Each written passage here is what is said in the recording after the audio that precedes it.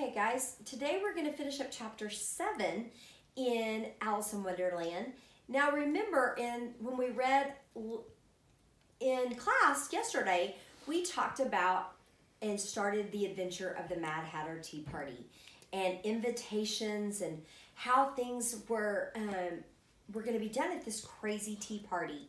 And the Dormouse had showed up for the tea party, and all that has happened. And then, this is where we're going to pick up. Then the Dormouse shall, they both cried, "Wake up, Dormouse!" And they pinched it on both sides at once.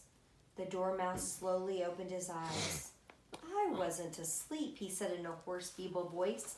"I heard every word you fellows were saying." "Tell us a story," said the March Hare. "Yes, please do," pleaded Alice. "And be quick about it," added the Hatter, "or you'll be asleep again before it's done." "Once upon a time there were 3 little sisters," the Dormouse began in a great hurry. "And their names were Elsie, Lacie, and Tilly. And they lived at the bottom of a well." "What did they live on?" said Alice, who always took a great interest in questions of eating and drinking. "They lived on treacle," said the Dormouse after thinking a minute or two. "They couldn't have done that, you know," Alice gently remarked. "They'd have been ill." "So they were," said the Dormouse, "very ill." Alice tried to fancy to herself what such an extraordinary way of living would be like, but it puzzled her too much, so she went on. "But why did they live at the bottom of a well?" "Take some more tea," the March Hare said to Alice very earnestly. "I've had nothing yet," Alice replied in an offended tone, "so I can't take more." "You mean you can't take less," said the Hatter. "It's very easy to take more than nothing." "Nobody asked your opinion," said Alice. "Who's making personal remarks now?" the Hatter asked triumphantly. Alice did not quite know what to say to this, so she helped herself to some tea and bread and butter. And then she turned to the Dormouse and repeated her question. "Why did they live at the bottom of a well?"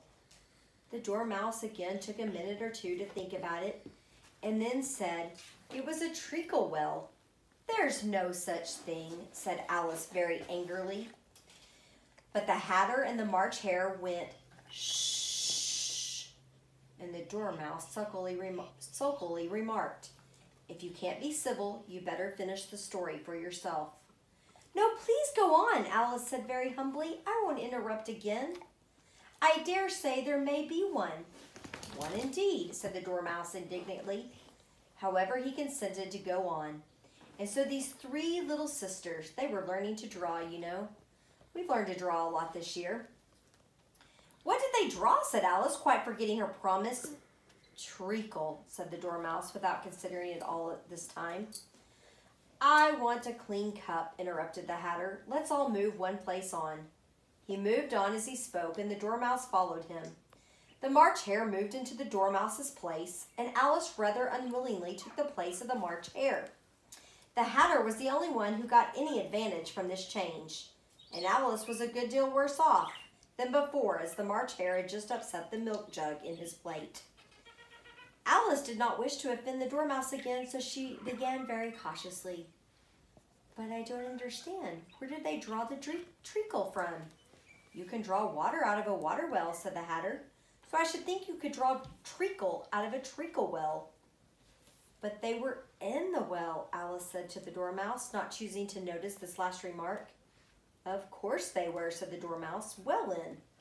This answer so confused poor Alice that she let the Dormouse go on for some time without interrupting it. "They were learning to draw," the Dormouse went on, yawning and rubbing its eyes, for it was getting very sleepy. "And they drew all manner of things. Everything that begins with the letter M."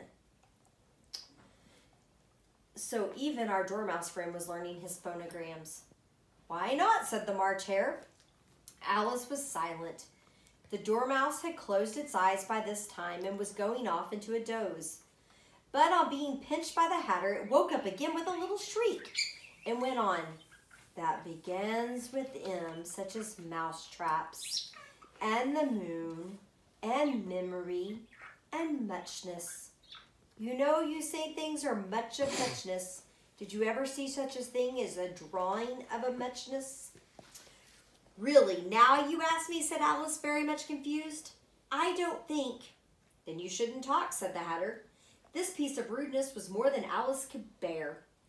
So was this a good virtue or a bad virtue, the rudeness? She got up in great disgust and walked off. The Dormouse fell asleep instantly, and neither of the others took the least notice of her going, though she looked back once or twice, hoping that they would call after her. The last time she saw them, they were trying to pull the Dormouse out into the teapot. At any rate, I'll never go there again, said Alice as she picked her way through the wood. It's the stupidest tea party I ever was at in my whole life. Just as she said this, she noticed that one of the trees had a door leading right into it. That's very curious, she thought. But everything's curious today. I think I may well go in at once. And in she went. Once more she found herself in the long hall and close to the little glass table. Now I'll manage better this time, she said to herself, and again by taking the little golden key and unlocking the door that led into the garden. Then she went to work nibbling at the mushroom. She had kept a piece of it in her pocket till she was about a foot high. Then she walked down to the little passage, and then she found herself at last in that beautiful garden, among the bright flower beds and the cool fountains. So we will be learning more about what happens in Alice in Wonderland next week. I'm so glad that you guys are learning and getting to visit Wonderland, even though we can't do it in class. You guys have a good day, and I'll see you soon. Bye-bye.